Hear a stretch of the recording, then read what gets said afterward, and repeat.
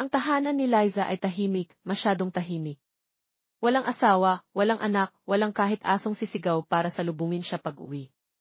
2 taon nang patay ang kanyang mister, at mula noon, parang naging malaking kabaong na rin ang bahay na ito. Nang dumating siya mula sa palengke, ang unang napansin niya, ubos na ang tubig. Tangna, linggo ngayon. Dapat andito na yung delivery, bulong niya sa sarili habang inilalapag ang mga pamilihin. Sa sobrang inis, halos mabasag ang itlog sa loob ng supot. Biglang kumagat ang kaba sa dibdib niya nang marinig ang katok sa pinto. Nandyan na siguro yung patpatin na delivery boy, isip niya habang nagmamadaling maglakad papunta sa pintuan. Pero hindi. Sa harap niya ay nakatayo ang isang lalaking tila hinugot mula sa kanyang pinakamalibog na panaginip.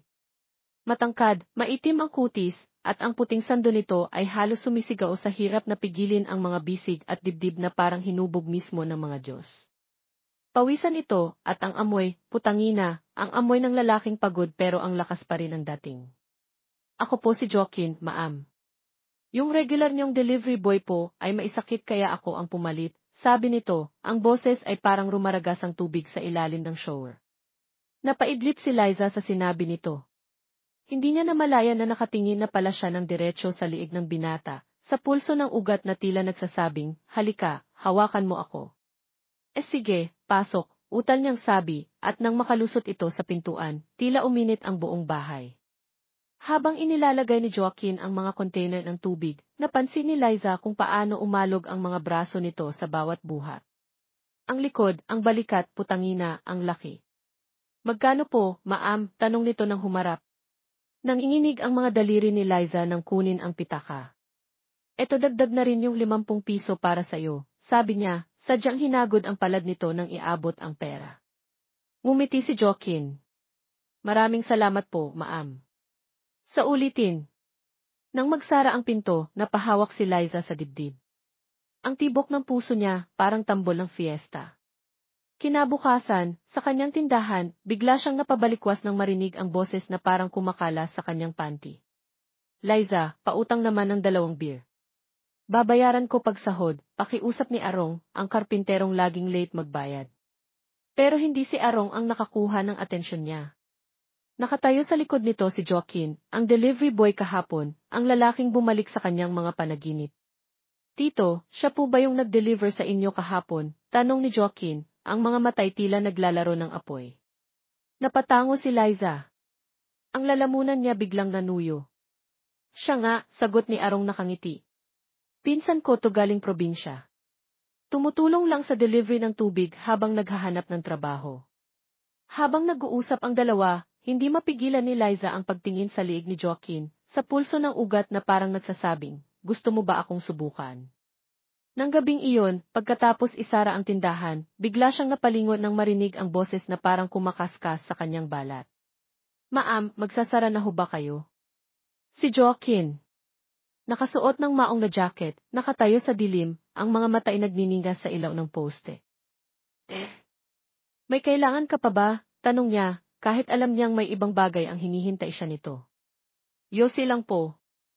Pamawi ng uhaw, ngiti nito. Nang ibigay ni Liza ang sigarilyo, sadyang hinagod nito ang kanyang mga daliri. Salamat, ma'am, bulong nito, ang hininga ay mainit sa kanyang balat.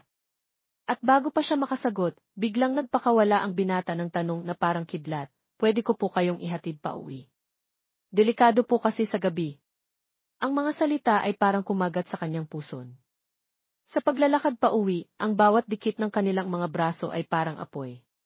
Ang bawat salita ni Joaquin ay tila pilit pinipiga ang hininga niya. Ang ganda niyo po pala sa malapitan, ma'am, bulong nito, ang labi ay halos dumampi sa kanyang tenga. Naramdaman ni Liza ang init sa pagitan ng kanyang mga hita. At nang marating nila ang bahay niya, ang huling sulyap ni Joaquin ay nagsabing, hindi ito ang huli. Akala ni Liza ay kung ano ang masarap na tinutukoy ni Joaquin. Kasi naman sa ibang bahagi ito nakatingin. Bahagya pa namang namula ang kanyang mukha.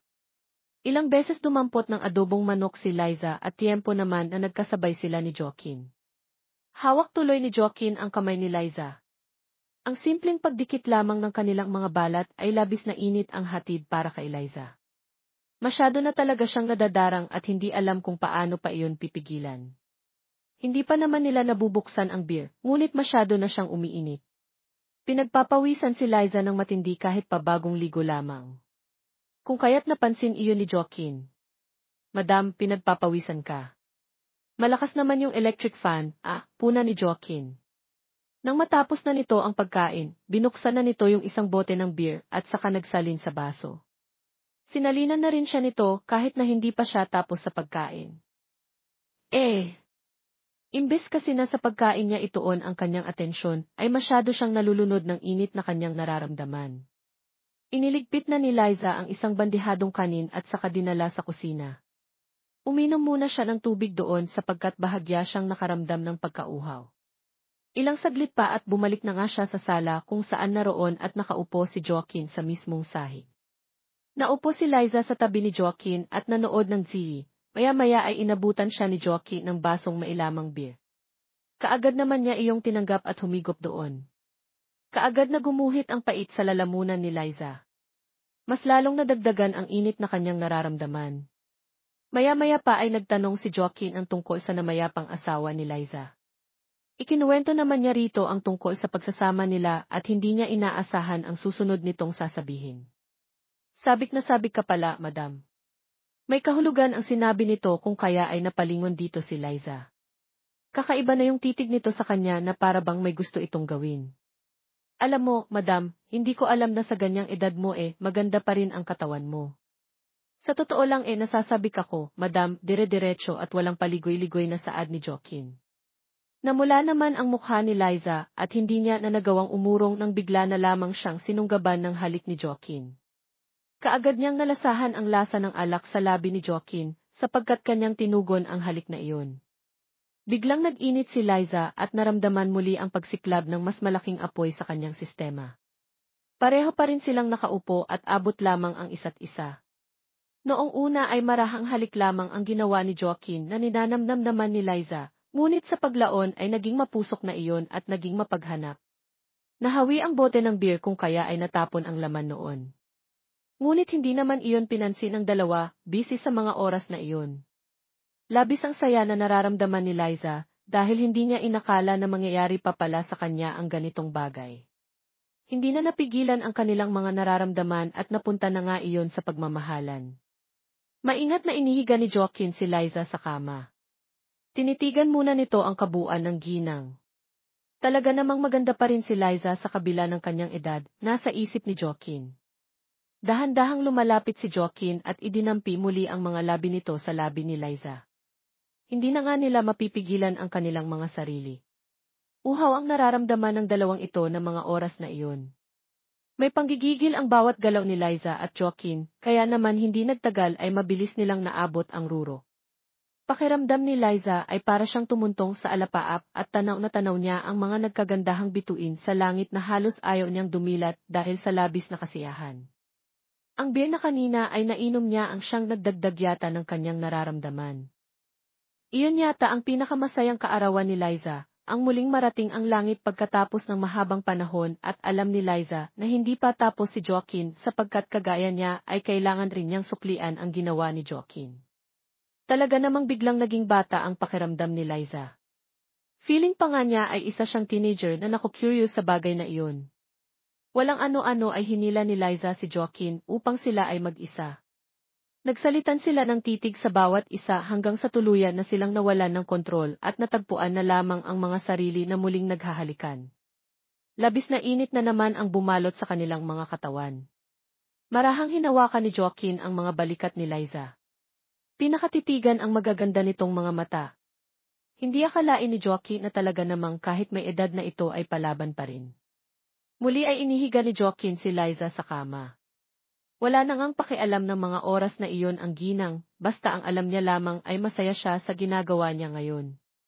Mahigpit na napayakap ang ginang kay Joaquin nang maramdaman na malapit nang marating ang ruro. Ganoon din naman si Joaquin na para bang isang baliw kung titignan, pawisan pareho. Tanghaling tapat ba naman ay ganoon ang kanilang ginagawa ni Joaquin. Pakiramdam ni Liza ay wala siyang kalakas-lakas upang bumangon at mag-ayos ng sarili. Noon lamang niya napansin na basa pala ang sahig na kanyang kinahihigaan dahil na rin natapon ang bote ng beer doon. Tinulungan pa nga siya ni Joaquin na bumangon. Bakas naman ang tagumpay sa mukha ni Joaquin nang magtama ang mga mata nila ni Liza, na para bang gusto nitong sabihin na hindi pa ito, tapos at nagsisimula pa lamang sila sa ganoong gawain. Tiyak ni Liza na marami pang susunod doon sa nangyari kung kaya ay natuwa siya't nagalak. Marami pa silang pagdadaanan ni Joaquin. Mula ng araw na iyon ay palagi nang nakikita at paminsan-minsan ay natutulog pa si Joaquin sa bahay ni Liza. Talaga nga namang walang katapusan ang init na palagi naman nilang pinagsasaluhan.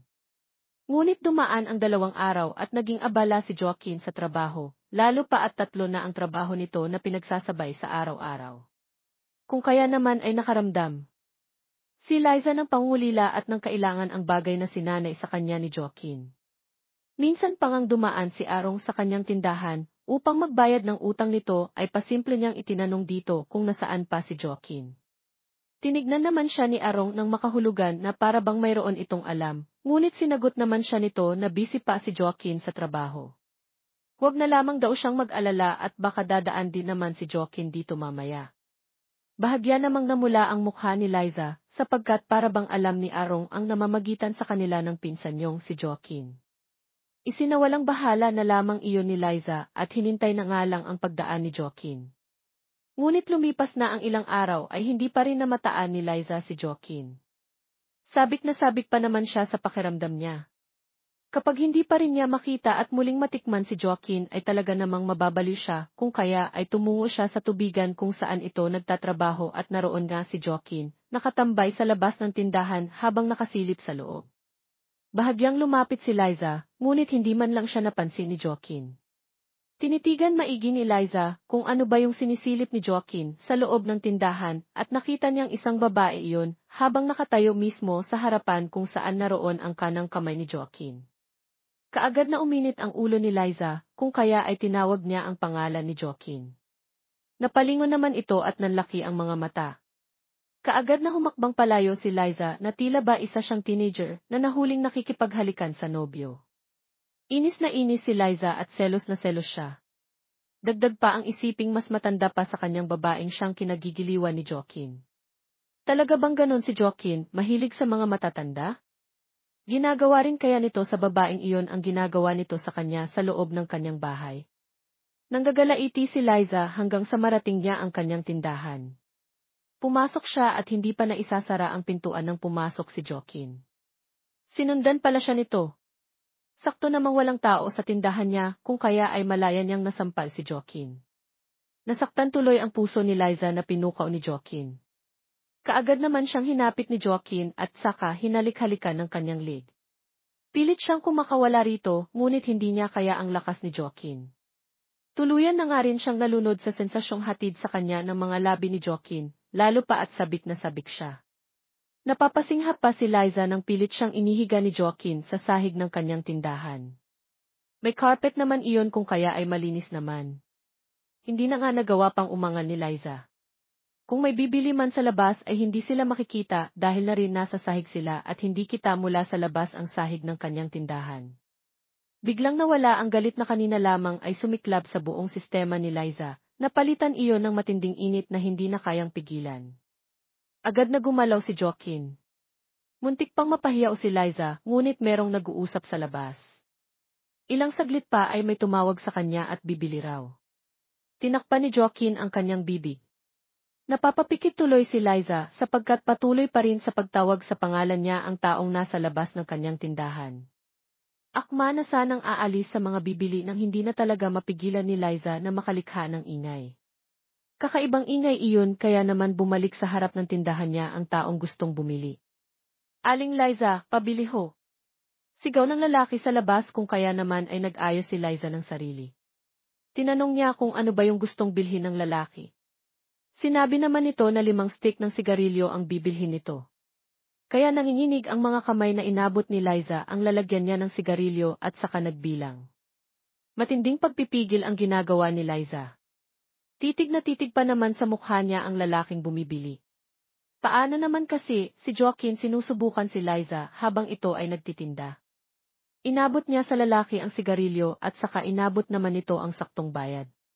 Nagpasalamat na lamang si Liza sapagkat hindi niya na ito kailangan pang suklian. Kaagad ring umalis ang lalaki ang kanyang mga kasamahan. Kung kaya ay isinara na ni Liza ang maliit na pintuan ng kanyang tindahan kung saan inaabot ang mga bibili ng mga customer. Bumalik si Liza sa pagkakahiga sa sahig. Hindi na nga sila nagpatumpik-tumpik pa at nag-isa muli sila ni Joaquin. Nilakbay nila ang langit ng magkahawak kamay at tila ba hindi nagsasawa. Talagang nawala ang galit ni Liza para kay Joaquin, lalo na nang sabihin nito na pampalipas oras lamang nito yung matandang may-ari ng tindahan sa harap ng pinagtatrabahuhan nito na siya lang daw ang gustong-gusto nito at hindi magsasawa sa kanya. Masaya si Liza doon.